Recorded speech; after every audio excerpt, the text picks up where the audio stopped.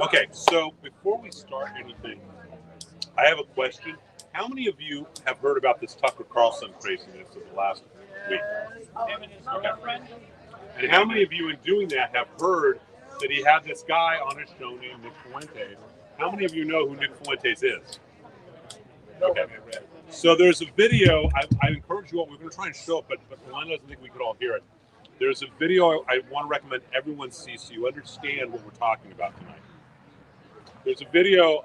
If you Google video of Nick Fuentes and the Hodge twins. How many of you have heard of the Hodge twins? They are major influencers. They have, I think, 10 million followers. And there's a video that between the different podcasts and platforms has been viewed over 7 billion times or downloaded over 7 million times. And this video is Nick Fuentes, who has said that things like Adolf Hitler was effing awesomely cool, and he had the right idea. And, you know, the Holocaust could never have happened because if it takes a minute to make the dough of a cookie and a minute to bake it and 30 seconds to cool it down, you couldn't bake 6 million cookies in 4 years. So the Holocaust never happened. Nick Fuentes is a guy who is just a very, very sick individual, misogynistic, racist, but everything is the Jews' fault. He thinks Hitler is cool because he was having sex with teenage girls.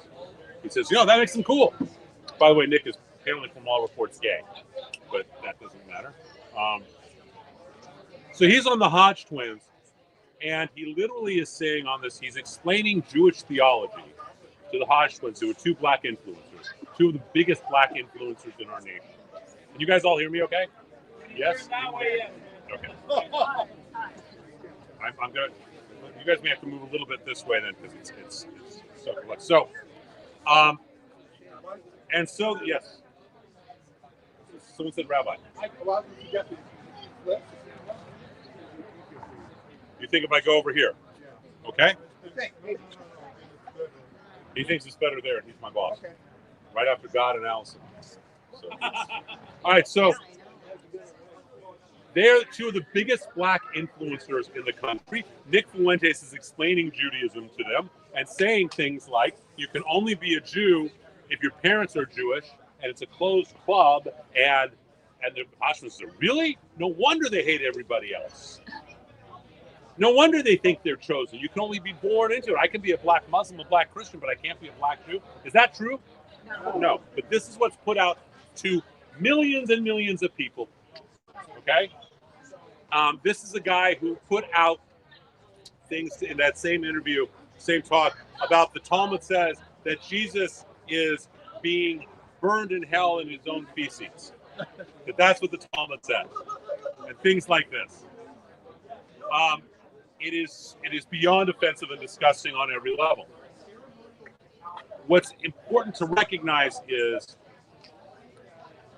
that he has become mainstream through people like, where'd Bob go? Oh, there you are. Through people like Tucker Carlson, Candace Owens, Jake Shields. These are people who have audiences in the millions or tens of millions of people who are putting out, they're saying that Jewish texts or Jews admit themselves, when they're honest, they will admit themselves how they're all about money, how the Talmud says you should lie to non-Jews, things like this, all of which are fallacies. It is becoming accepted as mainstream because people like Tucker Carlson put this jackass on his show. And then the Heritage Foundation backs Tucker Carlson up, which is why a rabbi walked out of the Heritage Foundation 2 days ago, why Pastor Lori Cardoza walked out of the Heritage Foundation board yesterday today. J.D. Vance, how many of you heard of J.D. Vance? Vice President was confronted with a question about this and Tucker Carlson at a TPUSA and dodged the entire issue and said, well, America's about America. And I'm not going to badmouth Tucker Carlson because he's about making America great again. This is what's going on. This is the same Tucker Carlson who at TPUSA last summer was a closing keynote speaker who said, why can't we just explore that the Jews are responsible for Jeffrey Epstein, that Mossad, he's a Mossad agent, put up so he can blackmail American politicians. As if there's this great Jewish cabal. My answer is, if there's a great Jewish cabal, I would like to know where my check is, because I haven't seen Gornish from this other than hate.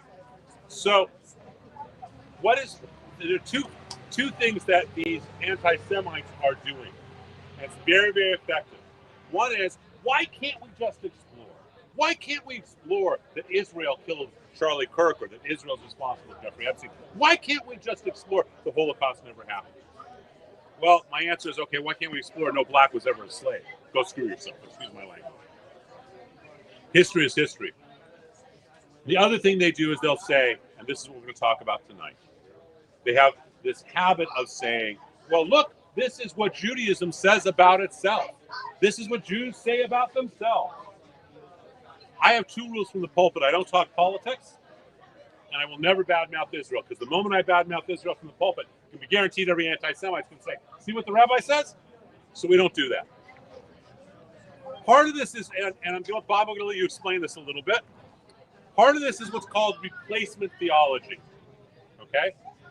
This is not mainstream Christians or Catholics, but all these people are in fringe Christian groups. And Bob, would you explain very quickly what in a few words, what replacement theology is? Orlando, if you can, on Bob, please. That way. Well, first off, let me say something I've said before, and that is that all of these people that he's talking about are Christians, but they're liberal mainstream. They're liberal mainstream Christians, like Catholic, Anglican, Episcopalian. They're not like us. There are so many Christians in America that's with Israel and still believe that the Jewish people are God's chosen people. I'm one of them. And there are tons of them. And you don't hear about them because they don't make the news. Replacement theology is the idea that the Jews were replaced by the Christians as God's chosen people. And so it's the Christians now, and the Jews are out of the picture. That's the thumbnail. We talked a little bit about this with my holiday.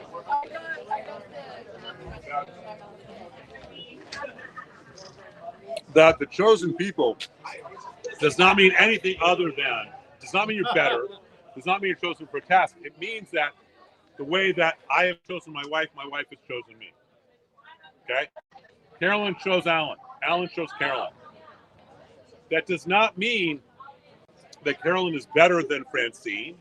It means that Carolyn is Alan's chosen one. Pull up a seat, pull up a table, pull up a chair. Yes. I have a question about that. Loudly.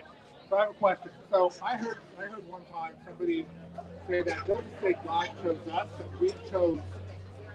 No, that's not true. It's not true. The text is very clear.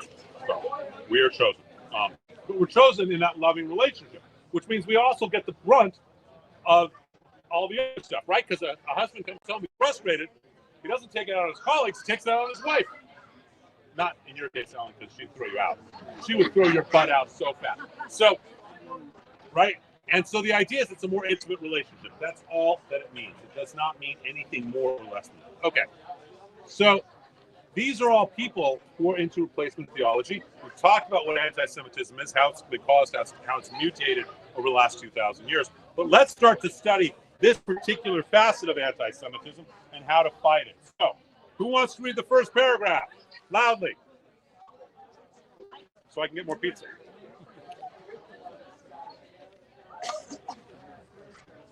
Come on, somebody. Their houses are There we go, right there. Their houses are full of God. That is why they have Louder. they have grown so wealthy. Jeremiah 5:27. In the last year, especially the last few months, we have seen many social influences who claim to be devout Christians attacking Israel specifically and all Jews generally. from Tucker Carlson to Candace Owens, Nick Fuentes to Jack Shields, pundits after pundits have been attacking Judaism to lesser and greater degrees. Denied the Holocaust, attacking facing Adolf Hitler, accusing different scoundrels like Jeffrey Epstein of actually being a Mossad agent, accusing Judaism of being a religion of pedophilia in Israel, a nation that welcomes sexual abusers, and even accusing Israel of assassinating Jewish kids. The list of their vile lies seems to be endless. Many of these Jew-hating pundits, especially Fuentes and Owens. Let me just back up for 1 second. Those things that I said they're accusing of, these are all on video. Candace Owens, Nick Fuentes, Jake Shields, they are saying these exact quotes. Okay? They are saying these exact things. These are not exaggerations. These are not hyperbole.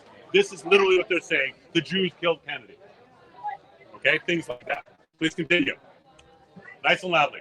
Many of these Jew-hating pundits, especially Fuentes, Owens, and their followers, try to justify their hate by revealing what they are, what they say are quotes from the Talmud. They justify their anti-Semitism through litany of quotes that are clearly horrific.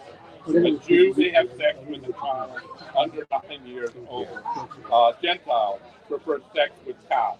Even the best of Gentiles should be killed and more. These ignorant influencers. They say these are actual quotes from the Talmud. Okay? They're actually saying, and I really want to encourage you, watch the video of Nick Fuentes with the Hot Twins. Because he's saying, look guys, this is what it says in their sacred text, the Talmud. Go on, please. These ignorant influencers claim that the Talmud has all sorts of anti-Christian quotes about Jesus. That he is a fool and insane, a bastard menstruation, Christ is evil, and was Esau himself, the accuser, and is burned in hell. And more, Owens claims to have done her research, and this is hidden Jewish theology. Now I have a question. A number of you, we've been studying Talmud for however long, but you're relying on translations, right? Your mind or the text. A translation, by definition, is interpretation. These imbeciles, they don't know an olive from a bet. Do you think they're actually studying text? Moreover, not only they're so ignorant, they're so hate-filled and so lazy and so stupid that there's plenty of good translations of the entire Talmud online for free. Sefaria.org is a great example. Jewish Virtual Library is a great example. They don't even bother looking it up. It's not even in their equation. Please do the last paragraph. Propaganda. Except without exception, the quotes that are being used are either entirely fabricated or conscious mistranslation. So how is it these anti-Semitic pundits are referencing anything about Talmud? How did it happen that Christian anti-Semites are quoting Jewish texts where they are not familiar with the text, nor do they even understand it? Can I ask you a question? Yeah, please. So I was having a conversation with someone. Loudly. I was having a conversation with someone after Talmud and tobacco a couple of months ago, and we were talking with Charlie Kirk thing and all that stuff, and then we were talking about Tucker Carlson, who I loved. Years ago, I loved him. I didn't know any of this. But then, I never heard a bad mouth when I was watching him. So he mentioned to me that after the problems with Fox News, and he was basically fired. He was fired from Fox News. That Qatar picked him up and was sponsoring him. Is that factual or? Supposedly, a company called Illuminate, which does PR for Qatar, helped finance him. Supposedly, the ones who paid for him to go to Qatar. I will say that his attitude after going to Qatar, it was much more anti-Israel and anti-Semitic. I called him out as an anti-Semite 2 years ago in an article because he made a moral equivalency between October 7th and the fentanyl crisis in America. And if you could do that, I know you hate Jews because you're obviously you're so jaded. Or is he influenced because money is maybe hotter than I don't know. Yeah. Laura Luber says he does. I don't know. Okay. All right, who wants to read page 2? Come on, loudly. Loudly. Come on, someone loudly. Come on. Okay. Orlando, we need over here. Come close, loudly. To understand the progression of the practice of Jew haters, we need to go back and look at the history of almost 1,000 years. The Barcelona disputation. Okay, so we're going to go back and we're going to look at something where they try to use Jewish texts to say that Jews are bad, called the Barcelona disputations. How many of you have ever heard of these? Fabulous. And this is going to be good learning. Okay, go ahead, please. From the year 1263, in 1263, at the prompting of his confessor priest, King James, the first of Aragon, ordered a debate between Jewish and Christian leaders about the validity of Judaism.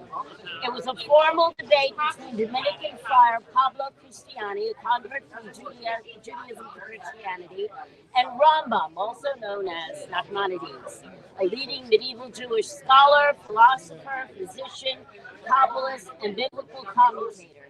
It was held at the Royal Palace in the presence of the king, his court, and many prominent ecclesiastic dignitaries and knights.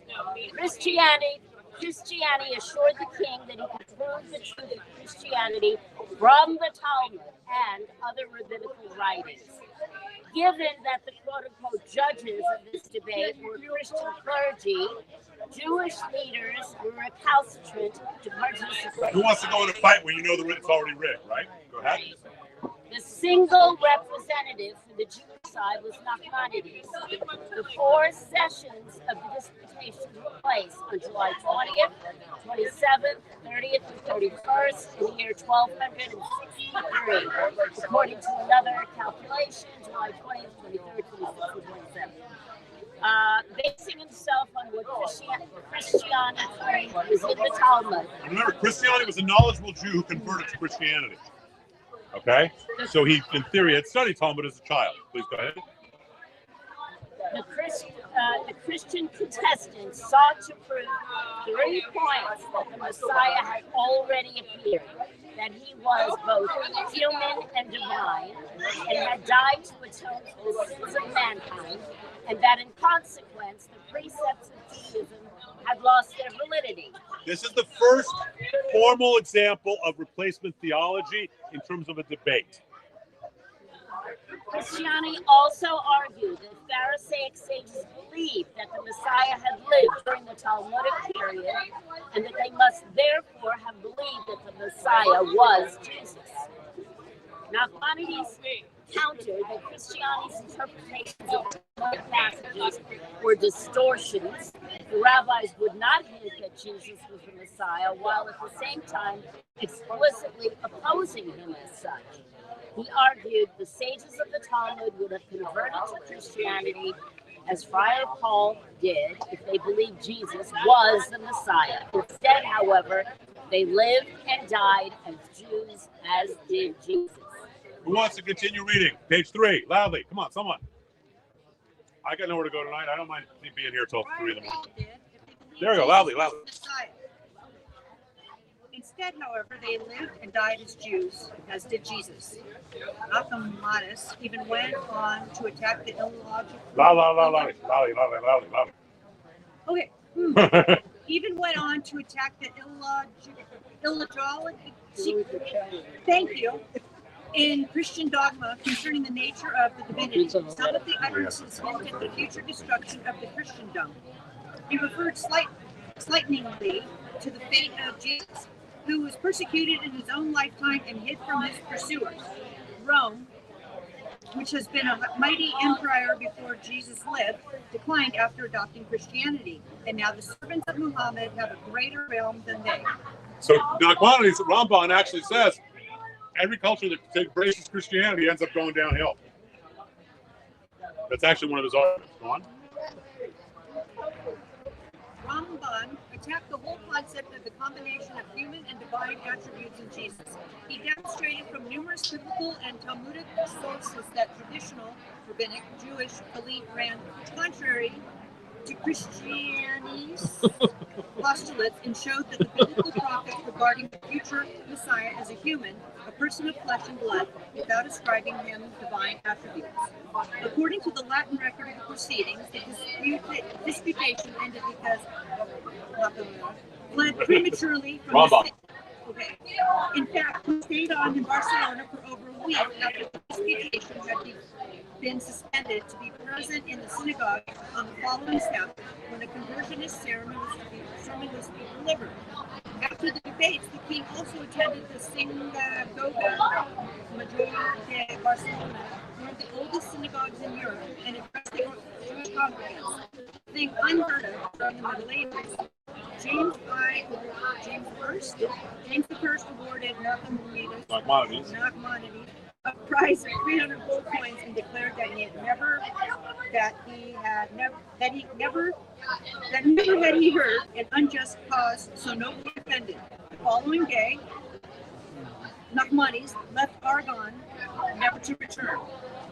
Dominican Raymond Martini was prompted by the disputation to devise a better method of providing Christological interpretations of the Agada. In 1280, Martini concluded his book Hugio di Fidelio, and henceforth it was used indiscriminately by every Christian. Excuse me, next slide.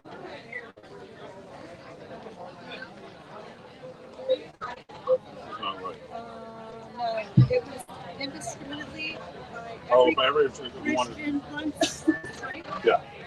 controversialist wishing to invalidate Judaism by utilizing the same misquotes of the Talmud as Christianity. So by 1280, what's happened by 1280? Because the disputations, when all odds are against Nachmanides, against the Ramban, and he wins, because of that, some say he tied, some say he won, but King James gave him a gold award, so I would say that's a win.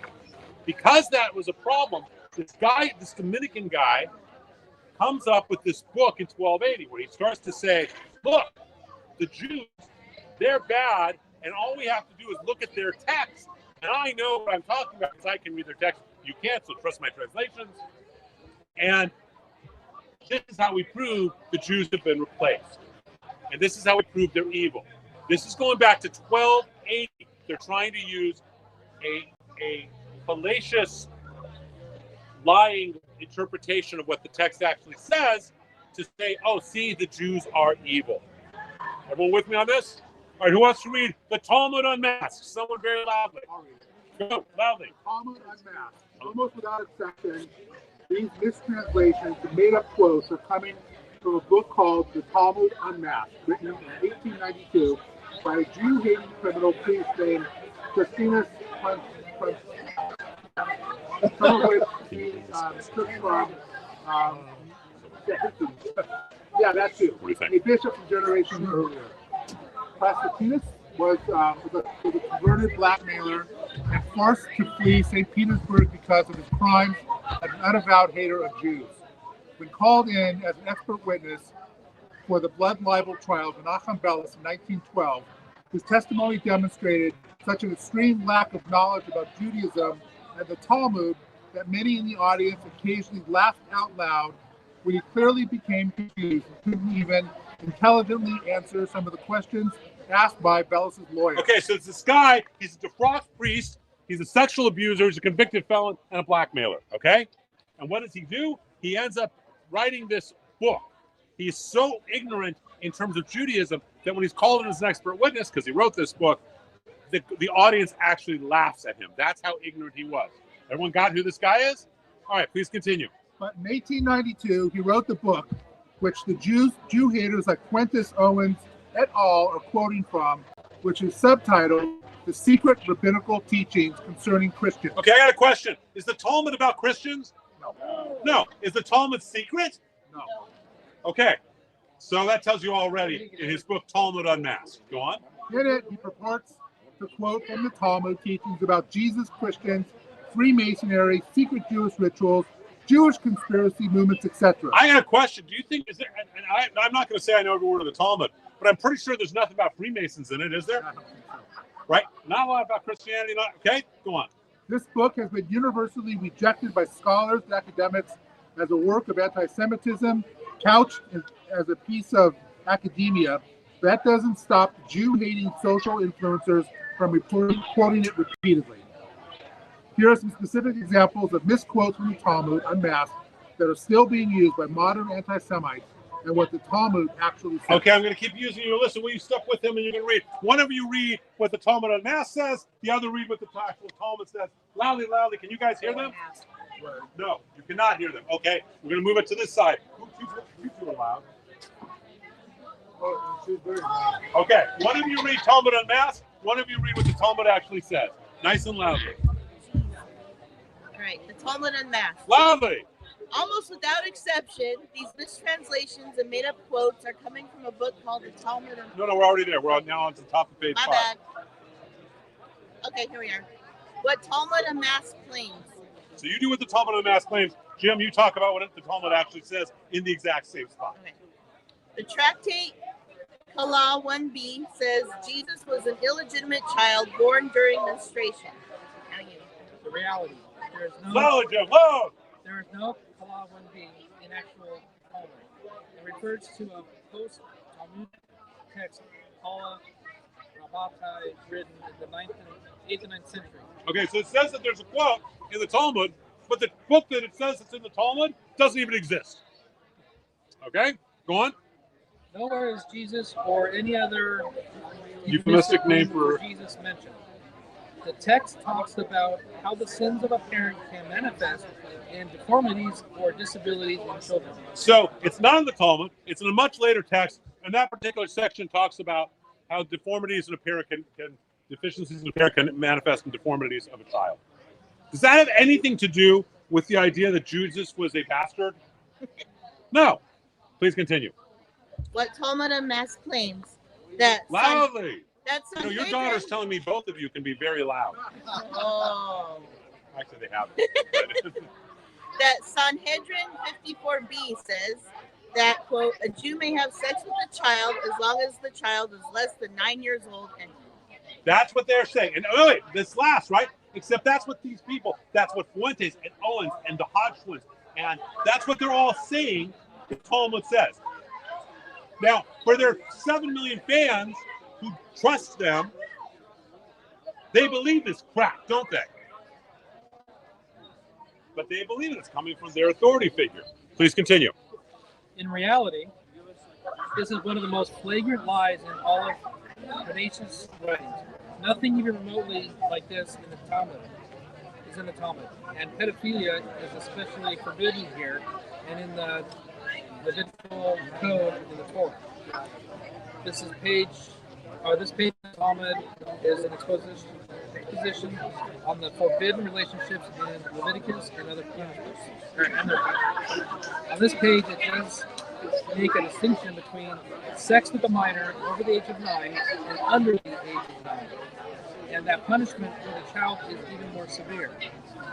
Candace not only is fabricating this anti-Semitic accusation, he is saying the exact opposite of what the page in the Talmud actually says. So the page says that both are prohibited, and if it's a child under 9, it's even a worse punishment. And what does this guy say? It's allowed. Point blank lies. Please continue. what Talmud unmasked claims that tractate Sanhedrin 103a states, thou may never have a son or disciple who will salt his food so much that he destroys his taste in public, like Jesus the Nazarene, which Candace claims is based in Psalm 91:10. Reality. The reality, nowhere is Jesus or any euphemistic name for him mentioned. There is nothing about salt in Sanhedrin 103. Psalm 91:10 doesn't mention salt, and the entire Talmudic page has nothing to do with any of this. It deals with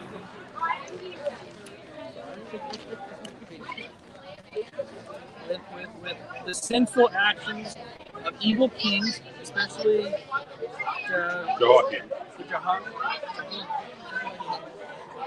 The entire reference is completely fabricated. So far, we've got a number of posts that they're just point blank lies. What other two people want to talk right now?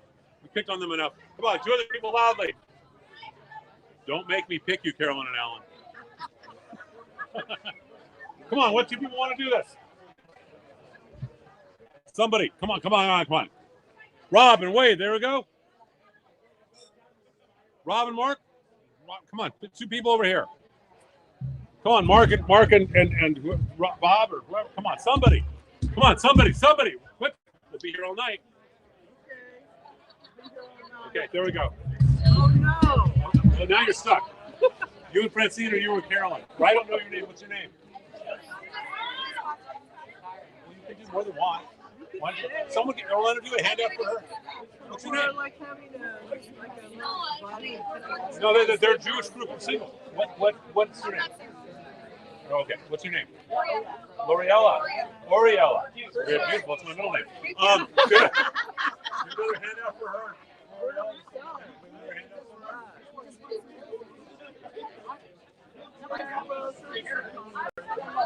Got the Jew, don't be silly. So, go on, someone, let's go. Two people read.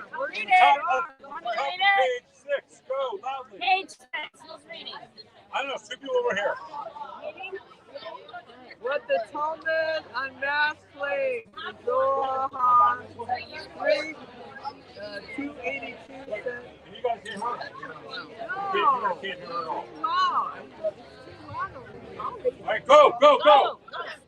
You and Eileen, go. Okay, Eileen? Go, you two, loudly.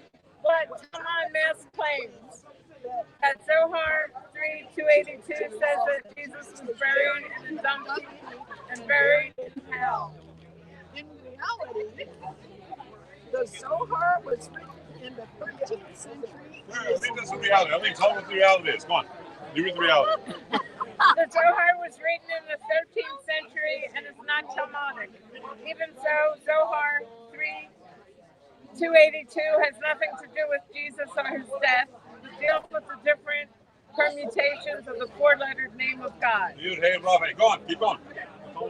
What Talmud Unmasked claims that Gad Shas 2:2 says the Jew may violate but not marry a non-Jew girl. And what's the reality? This is entirely fabricated. There is not even a tractate in the Talmud called Gad Shas. Okay, this is making crap up. You're just making it up. Please continue one more. Go. Oh no! What Talmud Unmasked claims that Avodah Zarah 22a says that Gentiles prefer sex with cows. The reality, the text says that no one should leave their animals at inns where someone is suspected of bestiality. A little different, isn't it? Okay, so these are just a few of the examples that are, hey guys, that are specific examples of what these pundits, these influencers, these challenging people, what they are saying as opposed to what it actually says. And they're saying it as an authority. They're basing it on Talmud Unmasked, which goes back to 1280 when this Dominican priest starts. Yes, Dan.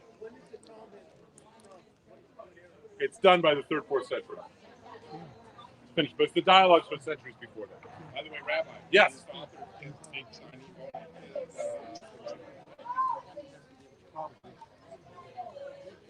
Yeah, from Qatar. Okay, who wants to read about the Nazis? Who wants to read about the Nazis? Someone loudly. I will pick on you, Rob, if you don't pick something. Someone doesn't volunteer.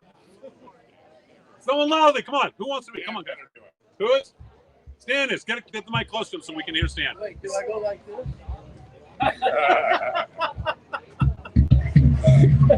Okay, the Nazis. Loudly, Stan. They got to hear you back here. One of the harshest anti-Semitic publications of the Nazi period is Okay, hold on. I'm going to make this easier. Stan, come up here. Let's meet in the middle so that everyone can hear you. There you go, talking to Jesus again. Come on. Why did I read it? Come on. Come speak loudly so everyone can hear you.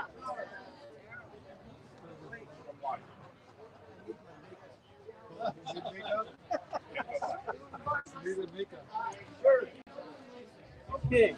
Loudly. The Nazis, one of the harshest anti-Semitic publications of the Nazi period, is a booklet of caricatures published by the anti-Semitic newspaper Der Hammer, named The Jewish Apprentice. The artist Karl Relnick drew 35 clearly anti-Semitic illustrations and connected them all to words from the Talmud. On each picture is a quote from the Talmud, but the editor forgot to state the exact source of each quote, making it impossible to check its accuracy. Some of the pictures also have explanatory sentences from the writings of August Rolling. See the previous article and others. This is a classic picture. This is from that book. You can see it. And if you can, I don't know if you can see the copy. In one hand, he's got a sack of money. In the other, he has a sack of it says Talmud. Go on, please. Der Jugendspiegel, Leipzig, 1926. The highest ranking Nazi to write about the Talmud was undoubtedly Alfred Rosenberg, a Nazi movement chief ideologist, and later the one responsible for the occupied territory in Eastern Europe. Rosenberg claimed self-righteously that when we attack the Jews, we are not doing so out of disregard of freedom of thought, as they claim, but to attack a legal viewpoint which completely contradicts that of all countries. He claims the more moral thinking is entrenched in a nation, there is less need for instructions and orders about behavior. The fact that Jews have so many commandments and that Jewish law delves into the most minute details of Jewish life proves their lack of moral understanding. Therefore, the Jews only adhere to and emphasize control of technical instruction. All right, thank you. So, what is he saying? His point is that if everybody's moral, you don't need any commandments, you don't need any laws. And therefore, since Judaism has so many laws, they by definition must be amoral. That's their logic. That's his logic. As opposed to the reality of our laws give us guidelines so that we can have a deeper awareness of our relationship with God. But do you guys see it now? There's another piece in here that you're seeing or you could be hearing. How many of you have ever heard these social influencers like Carlson and Candace Owens and these people? Okay, one of the things that they're constantly saying is, what's wrong? We should all have free speech. It's an American right. I should be able to say the Holocaust didn't happen. Except, is free speech unlimited in this nation? No. Why? You can say, I heard it over here. Fire. Someone said fire. Say it loudly, Eileen. You can't yell fire in the middle of the It's called incitement to riot. Okay? Loudly. Your freedom stops. Your freedom starts where somebody else's stops. Does that make sense? My freedom stop at the tip of your nose. Okay. Okay? And the point is that you cannot look. The whole January 6th thing was based on the idea of incitement to riot. That was their argument. You cannot go in and incite a riot. You cannot incite violence. This is law. So when they're sitting there and making the comments about Israel, does that put everyone who's pro-Israel in danger? It does, doesn't it? It's not okay. It's not okay to say the Holocaust didn't happen, any more than it would be okay to say, you know what, all the blacks wanted to be slaves. That's not okay. All right? So, who wants to continue reading on the next page? Loudly. Someone on the next page. Who has not read yet, come on. We are on the top of page 8. Someone read. Carolyn, don't make me volunteer you or Rob. I'm going to make you Rochambeau for it. Okay, Rob's in the middle. Rob, come on up here. No, he doesn't want it. Carolyn, come on. Alex, why don't you somebody get up here? Come on, let's do this. There's 40 of you here. Let's do this. You got to speak really loudly if you're there. Okay, Francine's going to come up. Francine, come up here so you're nice and... But I need light. I can't make without light. All right, but come in the middle so that people can hear you over here. In a booklet which he published, Unmoral in Talmud, Lack of Morality in the Talmud, in 1920, and again in the 1930s.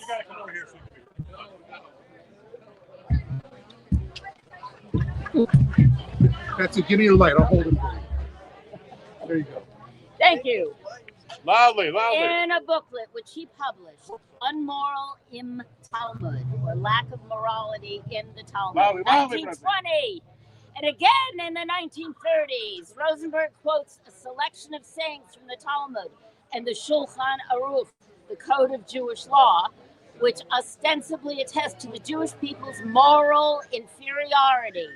He begins with an introduction which describes the significance Jews attach to the Talmud and says that approximately 2/3 of the Jewish people still adhere to it 2,000 years later. Rosenberg contends that the opinions of Jews who are seemingly unaffiliated with the Talmud is also impacted by what is written in the Talmud, as its content is ingrained in the Jewish people. The Jews have double moral standards and act among themselves with different moral standards than those they display toward Gentiles. Is that true? No. In fact, it's the opposite. We need to treat Gentiles with more respect. Go on.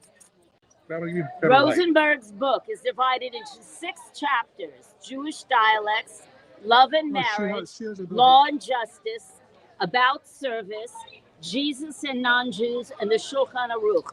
Each chapter begins with a short explanatory foreword, followed by a list of relevant quotes. Okay, so this is all, again, BS.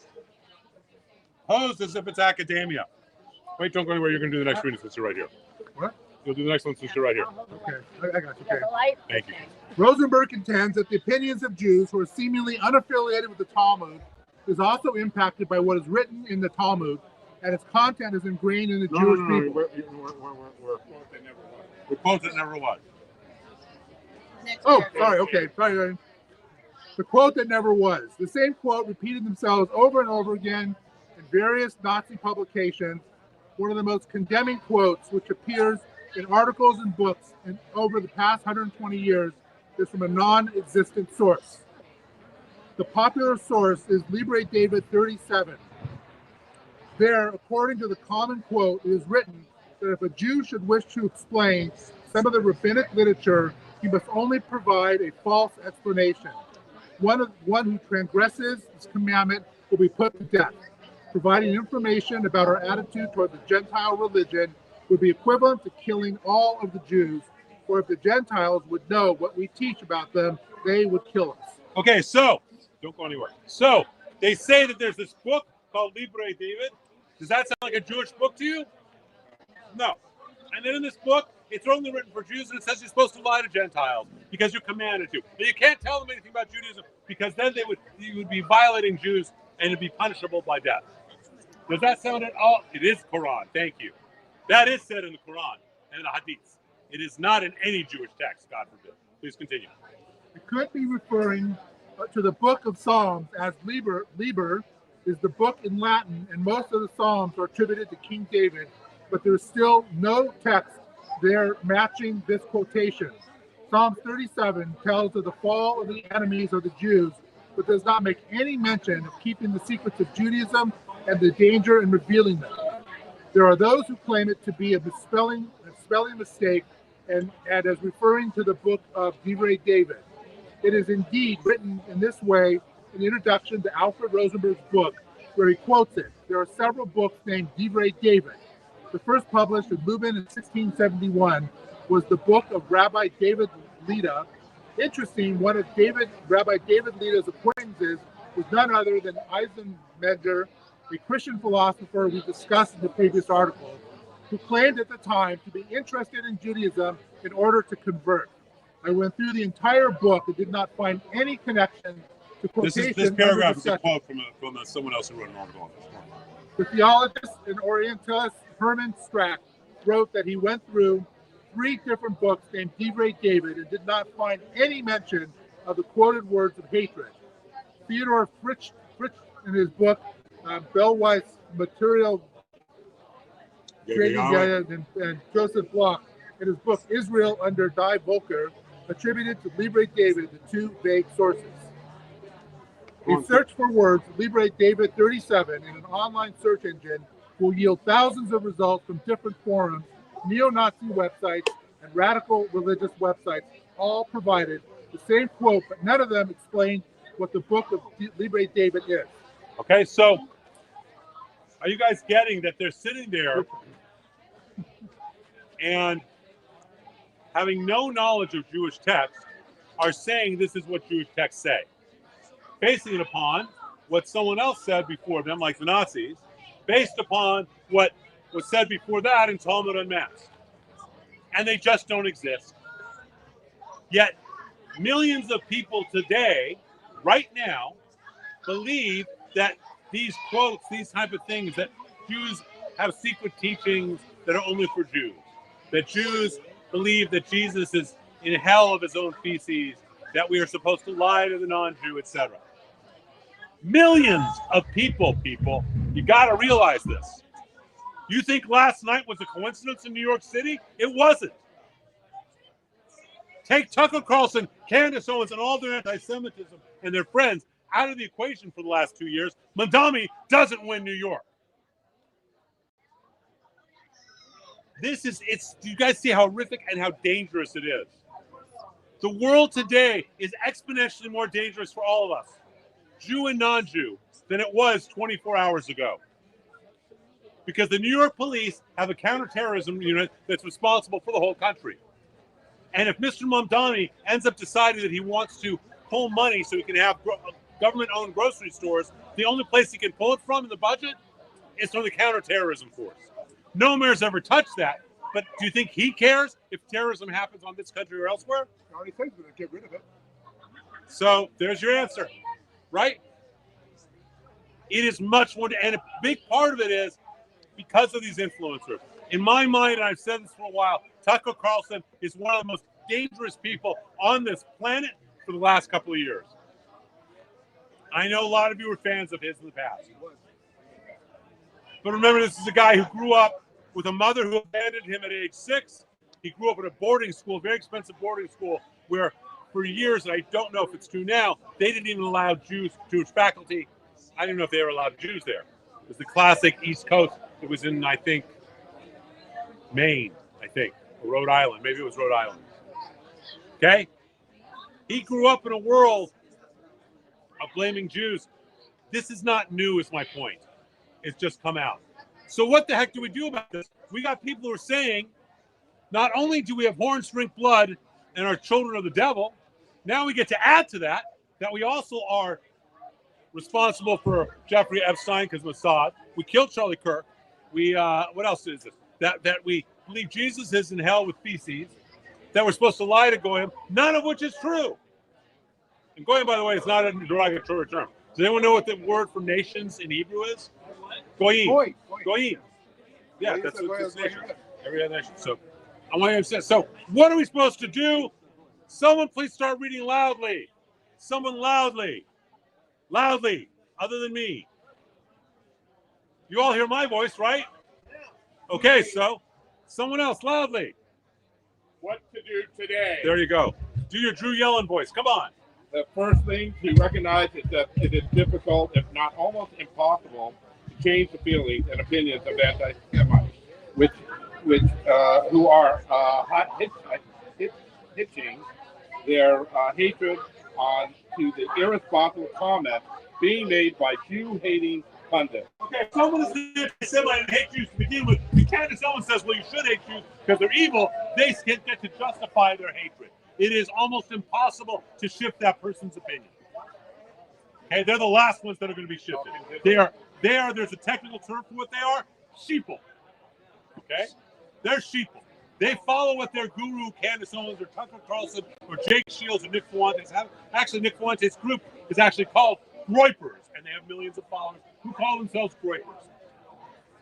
They have hitched their person they're fanatical about, who is saying, and they already don't like Jews, and now their hero is saying that's because Jews are evil. You're not going to change that person's opinion very easily. Okay? Because they don't care about facts, they don't care about intelligence. They just care about what their higher authority of a social influencer says. Please continue. But we are people of hope and faith, and our actions must be, page 10, must be demonstrative of those values. If God could soften the heart of Pharaoh over 3,000 years ago, it is certainly within God's providence to open the hearts of these haters. For many years, I've had a statement that I say a lot, okay? They say, I'm in the miracle business, and business is good, okay? Because we're Jews, and that's the reality. Okay, to live in Israel means you believe in a miracle. For Israel to exist means you believe in a miracle. For us still to be here 3,000 years later, having survived all of these people who tried to kill us, is a miracle. Period, end of report. So I have faith that in the same way God could soften Pharaoh's heart, he can soften anybody's. But he's not going to, as long as we're not taking care of our business, what we're supposed to do as Jews. Why would he? Okay? Remember that he only softens Pharaoh's heart when all of the ancient Hebrews are on board. Prior to that, he just keeps hardening Pharaoh's heart until the Jews get their act together. We got to get our house in order. Please continue. It is important for each of us to always to be educated personally, know the history of their arguments, and know what the text actually says. Be able to point out, even if you do not know the actual text, that if they are quoting a Jewish text but do not know Hebrew, they are relying upon a translation, which is, by definition, an interpretation. For years, I was a professor at Loyola Marymount University, right? For years. And I was very simple. I don't speak Latin, so I'm not going to comment on the Christian scriptures. So shut your mouth if you don't speak Hebrew. Just shut up. So when these people start saying that, the first thing to say is, excuse me, do you know what Hebrew is? Do you know what the text actually says? And then show them. Sefaria.org is a great website for text. It's a great translation of almost all the very big Jewish texts, the Mishnah, the Gemara, Shulchan Aruch, the Tanakh, the Torah, etc. Be able to say, you know what? That's BS. You're saying on this page it says this. Here's the page. Here it is. With each word translated. You don't know what you're talking about. I will not comment on Christian scriptures simply because I do not speak Greek or Latin or any other language other than Hebrew. And some Aramaic, but no one cares about Aramaic. Unless Jesus comes back, in which case I can speak to him in his cradle language. But other than that, there's no real advantage other than studying. All right? So know your text. Know that you can say to people that, hey, you know what? You're making this comment. Where's your source? A number of you stay with me for a lot of years. I always provide handouts, don't I? And I always source where it comes from, don't I? So no one can say, Rabbi, you made it up. You can go look it up yourself and you can see the source. Point that out to them so they realize how stupid they are to be making comments on something they know nothing about. Please continue. Once armed with the truth and education, the next step is that we must always be courageous. When we see or hear the I want to intersect. Does anyone know what the word courage means? Sure. Courage means, it comes from the French word licour. It means to come from your heart.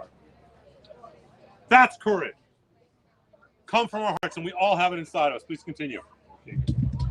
When we see or hear the type of hatred that is being promoted, we must confront it head on immediately.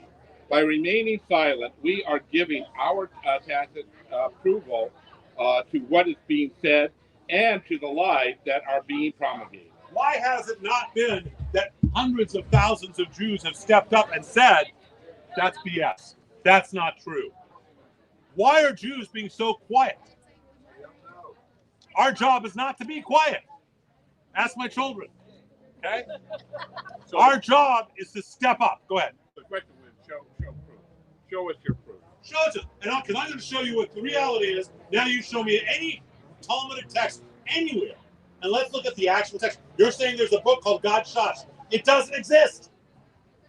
It doesn't exist. Things like this. And say, so I'm showing you the text. What are you showing me from? Well, Candace Owens said so. Who cares? She's an ignoramus. She's one of the biggest grifters on the planet, a fraud and a fake. Who cares what she says? Here's the text. The propaganda. Go ahead. Please continue. Okay, that's not good. And we must keep ourselves connected to the Jewish community and with other Jews. We have an obligation and privilege to educate other Jews about the truth in Judaism, especially those who have surrendered their Judaism in favor of secularism. Okay, let's get honest for a minute. Everyone in here right now, in whatever level, your faith is important to you, or you wouldn't be here. Okay? That's just reality. But there are a whole bunch of other people who are there. They've converted away from Judaism, not to Christianity, not to Hinduism, not to whatever. They've converted to secularism. They are ignorant.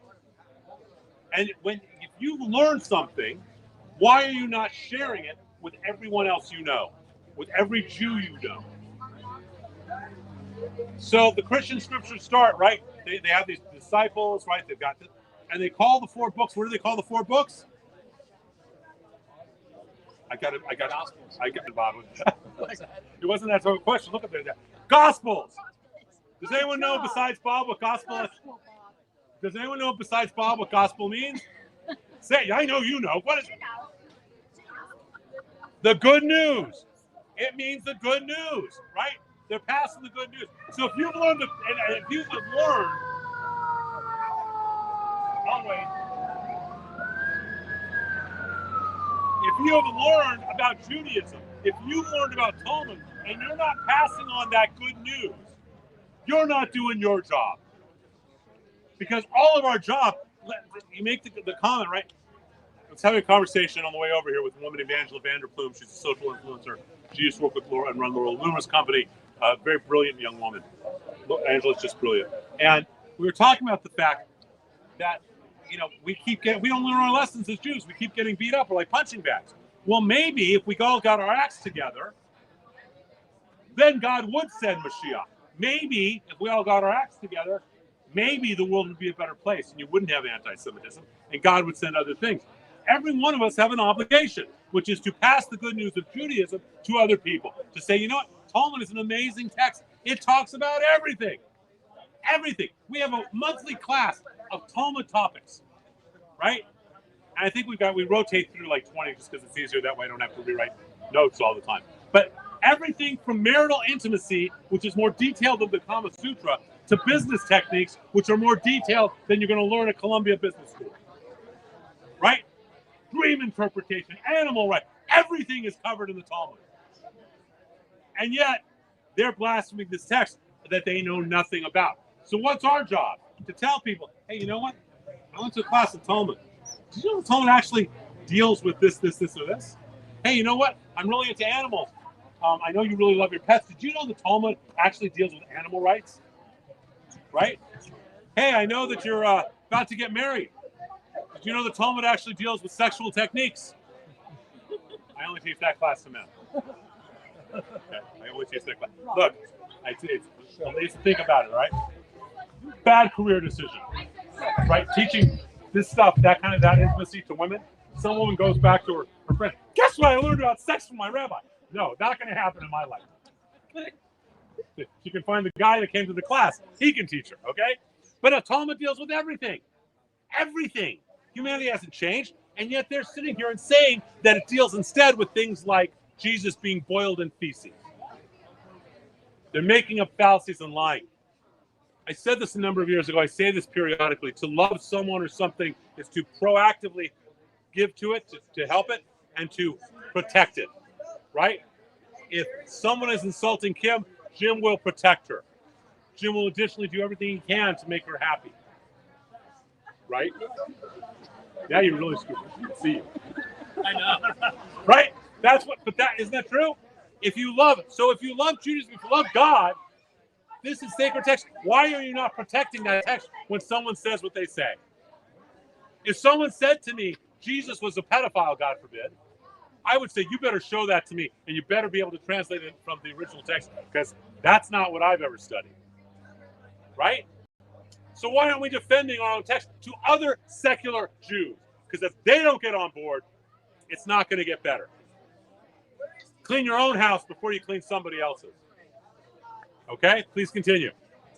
We must also stay united so that we are a large force to contend with.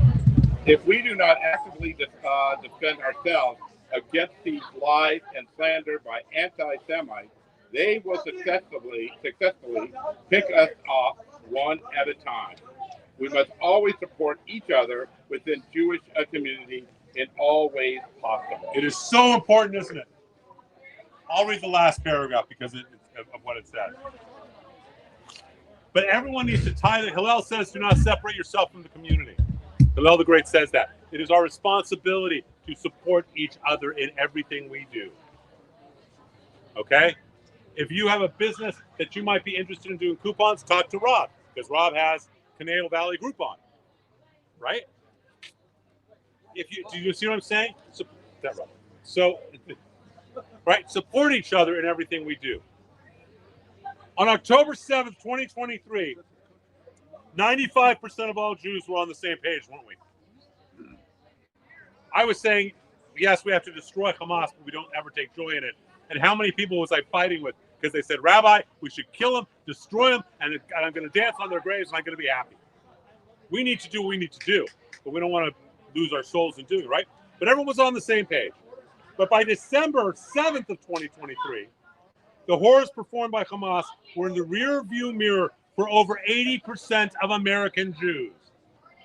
Over 80% of American Jews, 2 months later, wanted it all done.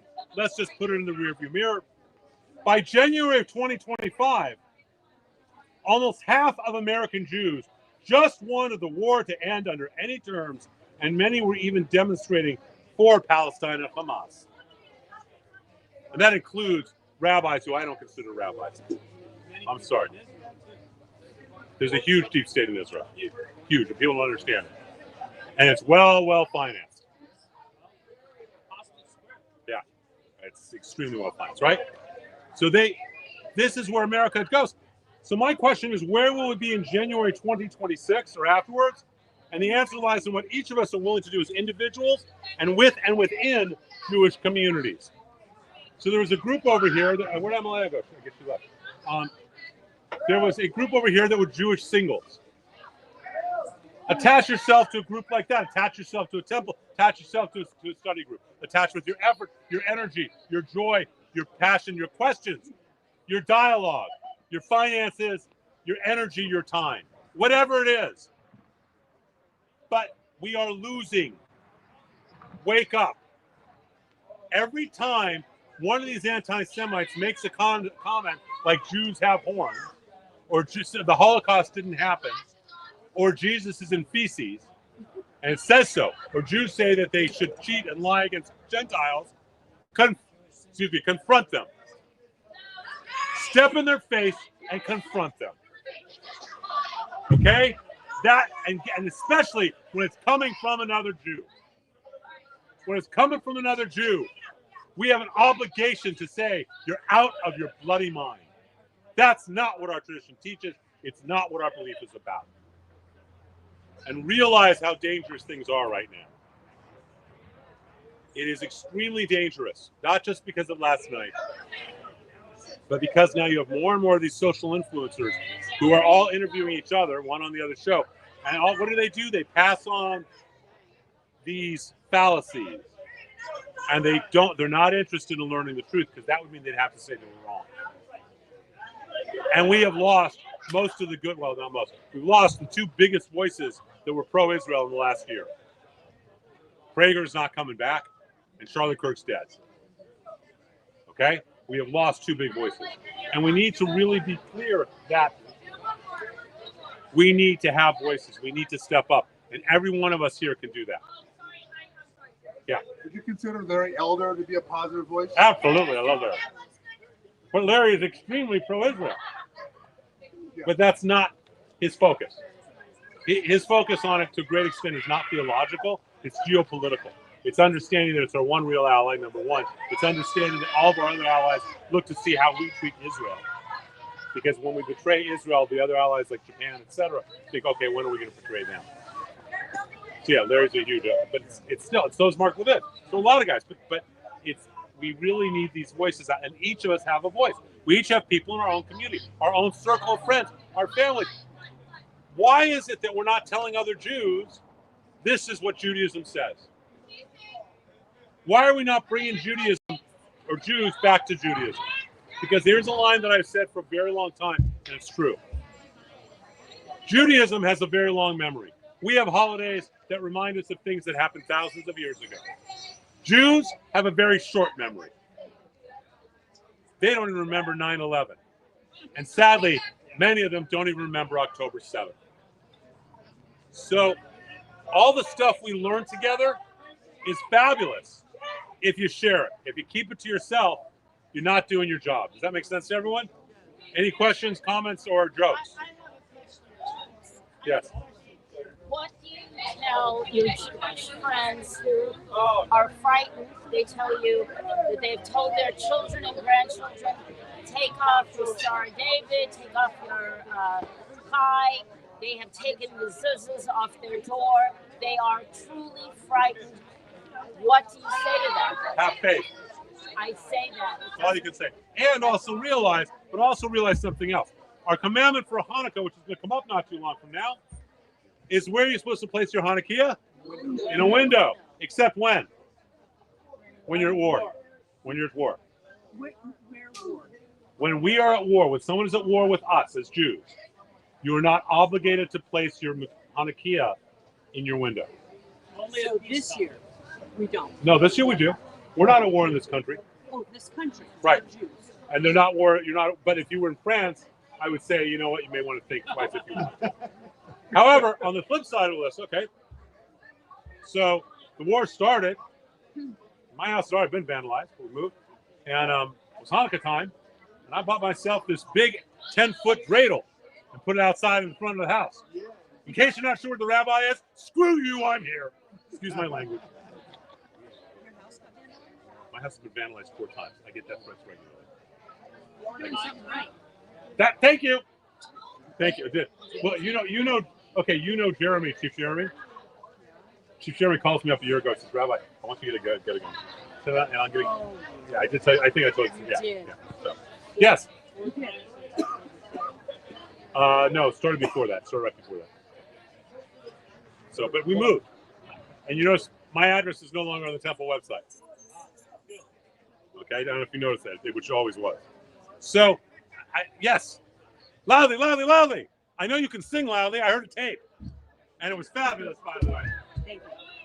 But Rabbi, I was thinking about a scripture that I heard all of my life, and it's Proverbs 29:2. We're talking about Jews talking to each other and encouraging. But in Proverbs 29:2, it talks about when the righteous are in authority, the people rejoice. But when the wicked bear rule, the people mourn. And I don't know what has to happen before we start coming together and, being that, like you said, with mitzvahs, I heard you So I'm going to give you the Hebrew lesson to know what that verse means. What it's talking about is when the righteous are in charge, people are happy, people rejoice, okay? What's the word for a righteous human being? Does anyone know? A tzaddik. A tzaddik is a righteous person. And if you look at the Hebrew letter tzaddik, it looks like that. That made no sense, I know. But it looks, one part of it kind of looks like this, and the other part kind of is like resting on the bent back. And it looks like a nun with its back bent, holding up God's yud. The idea is that tzaddik is someone who's a prophet who bends his back in order to serve God and support God. That's first of all. But what is a tzaddik? It's related to 2 other words in Hebrew. What's the word for charity? Tzedakah. What's the word for justice? Tzedek. The righteous are in charge when they are insisting upon righteousness. They're seeking justice and pursuing it, and when they give charity. We need to all be giving charity of our time, our money, whatever. We need all to be pursuing justice. And when we do that, then we start having more righteous people. And that's when the people can rejoice. The challenge is when you don't have righteous leaders. Okay? And the amount of righteous leaders gets smaller and smaller every day, doesn't it? And I include, by the way, these so-called rabbis who are demonstrating from Mondami, who have rabbis for Palestine. Chickens for Colonel Sanders. Or my favorite, queer rabbis for Palestine. It's just this is where Judaism's come in this country. And if we don't step up one step at a time and say this is what's reality, it doesn't get better. Yes?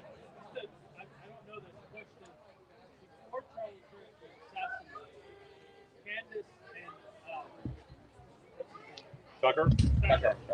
Were they pro him, or were they with him on his side? Were they calling him a fool? What was their attitude? Well, let's see. Tucker spoke at TPUSA while Charlie was still alive. Candace had been thrown out of TPUSA because she had gone so far off the rails. Charlie didn't want anything to do with her. Okay, so she was thrown out. She will say, "Oh, but I've been talking to him, and he was going to embrace him. He and I were going to a tour together." Excuse me. Right? I put on my vest and I get a little rough around the edges. I should wear my suit more often. Otherwise, I put on a vest. This is fun, Rabbi. It's not the tequila too. So, right. So the answer is that most of these people are panderers. They're prostitutes who will pander to the highest, most important source that they think can help them the most. Okay? So while Charlie's in power, the other going to pander to Charlie. When Tucker's in power, they're going to pander to Tucker. When Candace was in power, people were pandering to her. Now a lot of people have stepped away because she's so crazy. I understand that. But a lot of the other influencers have stepped away. Or they're silent about her, like Officer Tatum, who is an old friend of hers, so he won't badmouth her. But he just says, she's my friend, and I'm just not going to comment on her. They'll do that. So what's our job, though? Our job is to preach the truth. So does that help answer the question about what that verse means? Loudly. Turn around. But you got to speak loudly. I didn't really I just was agreeing with you, and you said that answered your question. Okay, did it? It did indeed. Okay. Thank you, Rabbi. I thought you were just... It did, so it doesn't matter if you were just agreeing. All right. Other questions or comments, jokes or stories? I only know one joke that's appropriate, but it's X-rated, so I'm not going to say it. I notice every so often the USS Liberty comes up. Right? Right. And they say that Israel purposely bombed Liberty. Right. I know they didn't. Right. But that's another one that comes up all the time. Why can't we just explore it? Why can't we just explore the Holocaust didn't happen? You can't bake 6 million cookies in 4 years. Okay? It's like facts are kryptonite to these people. But the first group to deal with are all the Jews. So that every Jew is stepping up and saying, wait a minute, you don't get away with saying this. Because if you do, it's a tacit approval. I was recently, just this weekend, I was asked to go be at an event. There was a fundraising event. It was a very successful fundraising event. It would have been good in a lot of ways to go to. Okay? And they decided to have as one of their speakers someone who I know is a thief and a scoundrel. Okay? Not a rabbi, claims to be, I don't know if he claims to be a rabbi, but he's a Jewish leader who I know is a bad guy. And I don't say that easily, and that's why I'm not saying his name, but he's a bad guy. I know personally of people who have been directly affected radically in radical ways. Okay? Said I can't go. One of the people who was on planning it said, Rabbi, you got to come. It's going to be good for you. It'll be good for the temple. And so what, this guy's speaking. I said, you know what? I'm not giving my hechsher. I'm not giving a seal of approval. If I show up, it means that I think this guy is okay. I know who he is. I know he's a thief. I know he's a philanderer. I know he's a bad guy. And I'm not going to step up there. I just not, because it's giving a tacit form of approval. Don't do it. If someone's sitting there, and by the way, this was, do you know the event I'm talking about? Okay. So you know who I'm talking about? I will tell you later. But I actually introduced Eyal to Human. I introduced Eyal to JC. I sat with Human and helped him understand it and everything else, what he should do. And then I said, when he said he's going to have the speaker, I said, I can't come. Oh, so you're not talking about Human. You're talking about one of the speakers. No, one of the people who was speakers. Oh, okay. No, not Dr. Human. No, he's fabulous. He's fabulous. Yeah, no, not Human. No, God forbid. No, he's fabulous. Someone else, one of the speakers who, think about who was the most Jewish speaker there, and you'll know who it was. All right, so does that make yes. Loudly, he's finally making a comment. I've been waiting all night for Mark to step up and make a comment. You and I know two Reform rabbis. Bro, come on. No, we'll put the light on him so we can hear it. Because I know where you're going to go and support. Then say it loudly. You tell a story, because I was not there, about a synagogue here in a Muslim speaker. Right. Covered up the pictures of the hostages. If we're not getting the kind of leadership we should be from our rabbinic leaders, what are us little people supposed to do and think? I don't know what the conservative synagogue teachings about it, because here, I know that they're much more liberal. It was a conservative synagogue that covered the big pictures. Where are the rabbis? And I'm not going to talk about the Reform rabbis, not Jewish. Teaching this. Then get other Jews to come learn. You say, what can you do? Here's a simple answer, okay? You still wait. You still not wait. I'm going to give you. I'm going to give you a personal answer, okay? Because of our relationship, all right? You still have phone numbers of 20 people who go to those two rabbis that you and I both know are scoundrels. I don't want to say they're scoundrels. They're idiots. Okay? They support Palestine. They support Hamas. They drank the Kool-Aid. All right. So wait. But hold on, Mark, you know 20 people. Wait. You were involved in that community for a long time. You still have 20 phone numbers. You ever call them and say, why aren't you demanding better? Why are you still there? Why aren't you going to fill in the blank? Why aren't you going to? Do you see my point? Yeah. You just asked what you could do. No, it's not what we feel. I'm speaking for myself, not for everybody. What kind of Jew only speaks for himself? The Talmud says you're supposed to speak for everybody except the God. I know. It's a helpless feeling to know that our rabbinic leaders are so remiss and so absent. They're so willing to kowtow, just giving up Gaza, giving up the West Bank after the war. It's easy to do to tell the world how great Israelis are.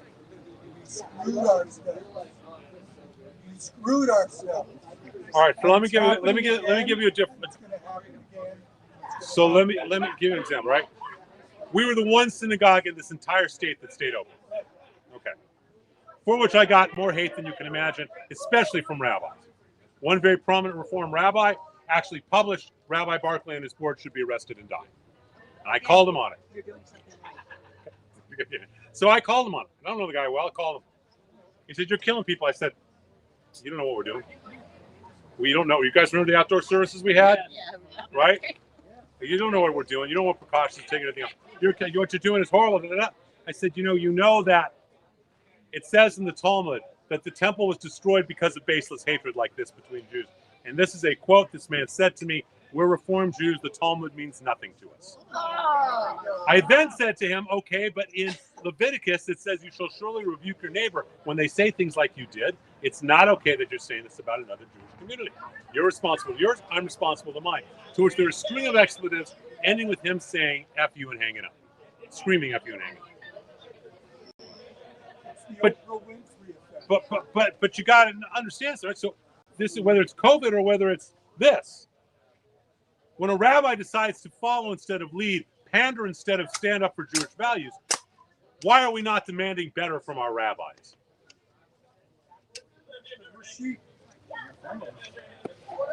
Why are we not demanding better?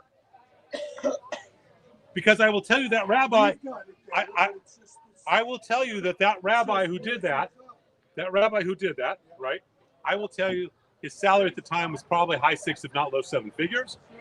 They have a large building and property and everything else. And whatever he may or may not believe, he's also pandering to his far left donors. So I remember being in rabbinic school. And the question becomes, your largest donor comes to you and says he wants shrimp in your kitchen for his daughter's bat mitzvah. What do you say? Now, to me, the answer is very simple, right? Because I remember the Johnny Carson story. How many remember the Johnny Carson story? Johnny Carson apparently went to some hot model. He said, would you sleep with me for or would you have sex with me for $10,000? She thought about it. She said, yes, Mr. Carson, I would. He goes, great. Would you do it for $100? She goes, what do you think I am? He said, no, we've already established that. Now we're just negotiating. Okay. So for me, it was a no-brainer, right? But do you know that I think there was one other person in the class that was no-brainer? Everyone else either said yes or was figuring out a way to compromise. Well, we'll let shrimp, but then we'll recosture the kitchen. And the other part of the equation was, and the donor says, if you won't let him do it at your synagogue, he's going to go to the synagogue down the street, and you're going to lose your biggest donor. To me, the answer was no-brainer. Someone else, the answer was no-brainer. Okay? But for everyone else, a number of years ago, I wrote an article. Over 100 rabbinic students and cantorial students wrote a public letter to the Jewish Forward saying that we should support Palestine, a two-state solution. Israel's wrong. And I wrote an article about it, that these people should all be expelled, and it's not their fault, it's their dean's fault, and here's their dean's office phone number and email. But those are now the people, 5 years later, who are working at synagogues. If we don't demand better of each other, then if we don't support what makes sense and stop supporting with our feet what does not make sense, covering hostages' photos, cheering for Hamas, cheering for Mandami. If we're not demanding better, why should anyone think better? Why should the world change? So I'm going to take those two rabbis that you know a bunch of people in their community, you could call. You know them. You know the brother of one of them very, very well. You know his best friend, Ira, very, very well. Okay? As well as whomever else. Then I'll bet at High Holidays they were with those two people. Okay? They should say to their rabbis, this isn't okay. Be Jewish or I'm gone. 2 or 3. Faith versus fear.